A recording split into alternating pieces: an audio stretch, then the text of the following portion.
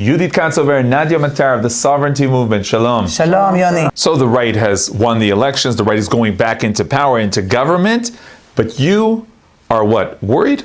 First, we're happy and we have to bless the big victory. The main issue now is that the main point of this victory is the miracle that happened, that everybody went out and voted, and it's a clear-cut decision, a clear-cut victory. There's over 500,000 more right-wing Jewish votes than the left. So the results are very clear.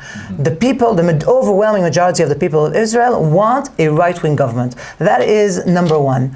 After we are happy, and we also learned to be a little bit skeptical, let's say it like that, and we have to now work very hard to make sure that all the right-wing Zionistic plans will be implemented, not only talked about. And one of the very first things we, as the Sovereignty Movement, did is to sign up tens and tens of members of different organizations and political public figures, calling upon the government to include sovereignty within the basic guidelines of this government. This is a must in order to make sure that sovereignty will be implemented. We can't do it. What will the world say? You say, let's do it stage by stage.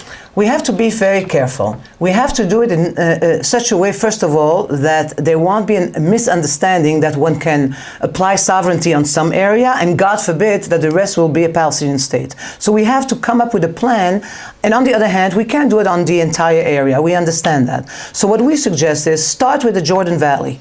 With the Jordan Valley, which is 30% of Judea and Samaria, the Jordan Valley will be blocking the whole area and preventing the establishment of a Palestinian state. And we will call it the Jordan Valley first, in order to make it very clear that we're not allowing the creation of a Palestinian state anywhere else.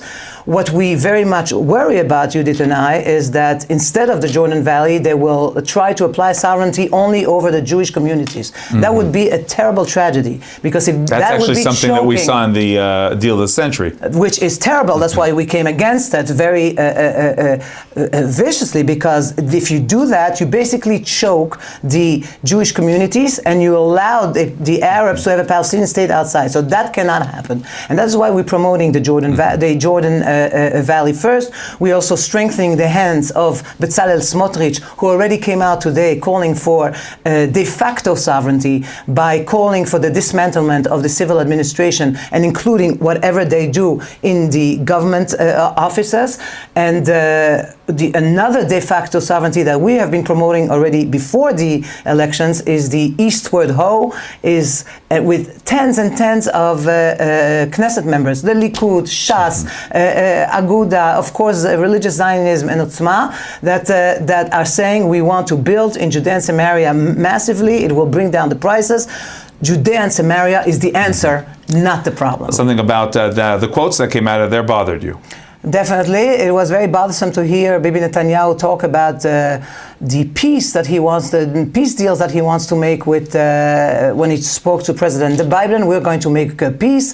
We know that he's not talking about peace between Putin and Zelensky, and he's not talking about sovereignty when he talks like that. He's talking about concessions, and that is very worrisome. We don't want to have Bibi Netanyahu, the one who was there for 12 years and was wishy-washy. We want now Bibi Netanyahu. If you want to make history, if you want to be written down in the books of history, you have to listen to the people of Israel who strengthen you to do sovereignty, Zionism, and the application of everything the national camp, the overwhelming majority of the Jewish people dream of. Okay, Nadia Matar, Yudit Katzover, Sovereignty Movement. Thank you very much. You're very welcome.